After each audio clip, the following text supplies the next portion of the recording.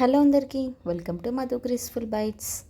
ఈరోజు మన ఛానల్లో మీకోసం బీరకాయ శనగపప్పు ఎలా ప్రిపేర్ చేయాలో చూపిస్తున్నాను.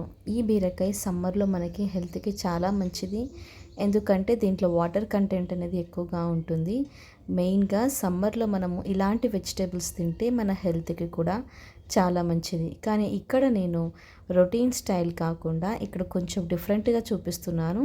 ఈసారి మీరు బీరకాయ చేసుకున్నప్పుడు ఇలా ట్రై చేయండి. ఇంట్లో వాళ్ళకి కొంచెం డిఫరెంట్గా ఆ టేస్ట్ అనేది తప్పకుండా నచ్చుతుంది. ఇది ఎలా ప్రిపేర్ చేయాలో ఇప్పుడు చూసేద్దాం. ఇక్కడ నేను పచ్చి కొబ్బరిని అలాగే ఎండుమిర్చిని ఇలా మిక్సీ జార్లో వేసుకొని గ్రైండ్ చేసి పెట్టుకున్నాను. తర్వాత నానబెట్టుకున్న శనగపప్పుని తీసుకోవాలి. అలాగే బీరకాయ ముక్కలు, కొద్దిగా ఉల్లిపాయలు, పచ్చిమిర్చి, అలాగే మెంతంని కూడా ఇలా కడిగి పెట్టేసుకోవాలి. తర్వాత మనం బాండి పెట్టుకొని ఆయిల్ని వేసుకోవాలి. తర్వాత ఆవాలు వేసుకోవాలి. అలాగే కొద్దిగా జీలకర్రని కూడా వేసుకోవాలి. ఇవి కొద్దిగా వేగిన తర్వాత దీంట్లోకి మనము ఉల్లిపాయ ముక్కల్ని అలాగే పచ్చిమిర్చి ముక్కల్ని వేసుకోవాలి. ఇలా వీటిని వేసుకొని ఒక 2 నిమిషాల వరకు మీడియం ఫ్లేమ్లో వీటిని బాగా ఫ్రై చేసుకోవాలి. మనం 2 మినిట్స్ ఆనియన్స్ని బాగా ఫ్రై చేసుకున్న తర్వాత దీంట్లోకి మనము కడిగి పెట్టుకున్న మెంతంని వేసుకోవాలి. మెంతంని వేసుకొని మనం ఒకసారి బాగా మిక్స్ చేసుకోవాలి. ఇలా మనం కూరగాయలలో ఆకుకూరలు వాడటం వలన మనకి హెల్త్కి చాలా మంచిది. సో మీరు ఏ కూరగాయలు చేసుకున్నా దాంట్లో ఏదో రకమైన ఆకుకూర అనేది ఇంక్లూడ్ చేసుకోండి. ఇక్కడ నేను 1 టీ స్పూన్ వరకు అల్లం వెల్లుల్లి పేస్ట్ని కూడా యాడ్ చేసుకున్నాను.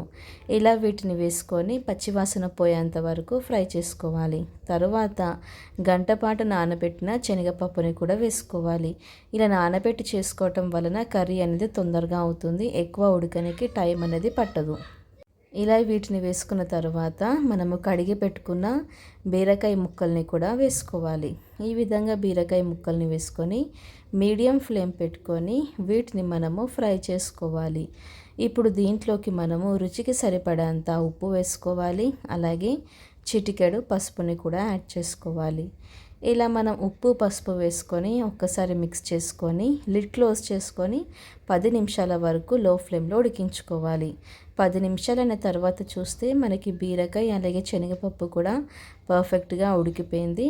లాస్ట్లో మనము ప్రిపేర్ చేసుకున్న కొబ్బరి ఎండుమిర్చి పేస్ట్ని వేసేసుకోవాలి. ఇది వేయటం వలన బీరకాయకి చాలా మంచి టేస్ట్ ఇస్తుంది. రెగ్యులర్గా మనం కారం వేస్ట్ చేస్తాం, కానీ ఇలా ట్రై చేయండి, చాలా టేస్టీగా ఉంటుంది. ఇప్పుడు దీంట్లోకి మనము 1 టీ స్పూన్ దాకా జీలకర్ర పొడి అలాగే 1.5 టీ స్పూన్ దాకా ధనియాల పొడిని వేసుకొని ఈ విధంగా మిక్స్ చేసుకోవాలి. ఇక్కడ నేను మళ్ళీ కారం ఏది కూడా వేయటం లేదు. ఇదే మనకి పర్ఫెక్ట్గా సరిపోతుంది. తర్వాత దీంట్లోకి మనము కొద్దిగా కరివేపాకుని వేసుకొని మిక్స్ చేసుకోవాలి. తర్వాత మనము లాస్ట్లో కొద్దిగా కొత్తిమీర ఆకుల్ని వేసుకొని దీన్ని మనము డిష్ అవుట్ చేసేసుకుంటే ఎంతో టేస్టీ అయిన బీరకాయ శనగపప్పు రెడీ అయిపోయింది. ఈ కర్రీ మనకి రోటీస్లోకి, చపాతీస్లోకి, రైస్లోకి కూడా చాలా బాగుంటుంది. ఈసారి మీరు మీ ఇంట్లో వెజిటేబుల్స్ ఇష్టపడని వాళ్ళకి ఇలా మీరు ట్రై చేసి చూడండి, వాళ్ళకి తప్పకుండా నచ్చుతుంది. చూసారు కదా బీరకాయ శనగపప్పు ఎలా ప్రిపేర్ చేశానో. ఇప్పుడు మీరు కూడా మీ ఇంట్లో తప్పకుండా ట్రై చేయండి. మీరు ట్రై చేశాక మీకు ఎలా కుదిరిందో మధు గ్రేస్ఫుల్ బైట్స్ ఛానల్లో కామెంట్ చేయండి. Thank you for watching. Like, share, subscribe.